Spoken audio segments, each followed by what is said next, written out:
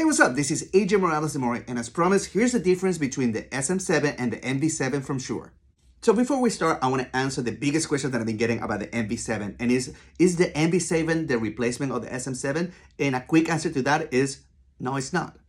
As you can see, the size is completely different. The capsules are completely different. And as we go on the features of the MV7, you'll see how these are two completely different mics. All right, let's start with the sound. The SM7 has a specific sound that we all recognize and love. And that's why it's been pretty much a standard on most recordings, podcasting, radio stations, voiceovers, and everything in between. The sound of the SM7 is a little bit more mid-range. It's very focused on the vocals, but it doesn't have the rich bass that the SM7 has. But it still is an amazing option when it's doing voiceover, podcasting, and things like that. Another thing to consider is that the output of the SM7 is very low, so a lot of us, we use the cloud lifter, so that way we don't have to crank the preamp that much to get a decent level.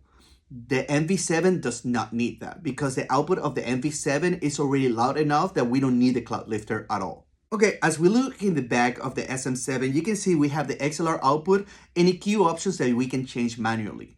Now, if we go to the MV7, we have the XLR, but we also have USB and headphones outputs. That what it means is that we can connect it straight to any mic preamp, but with the USB, we can connect it straight to the computer and automatically will recognize the input of the microphone, but the output of the headphones. So pretty much this is converting into an interface with one input and stereo outputs. One unique feature about the MV7 is these controls here, and these controls get activated once you connect it with USB to any computer, tablet, or phone using the Motif app from Shure. And that app unlocks all the features of the microphone, which includes EQ, gain, and compression.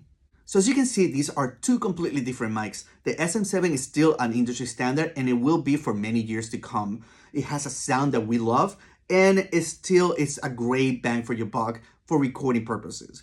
The MV7 is becoming more and more popular for podcasters because one, you don't need the cloud lifter, and two, the USB option is great because you can record amazing vocals or voiceover without the need of an interface straight to the computer with USB or even your phone.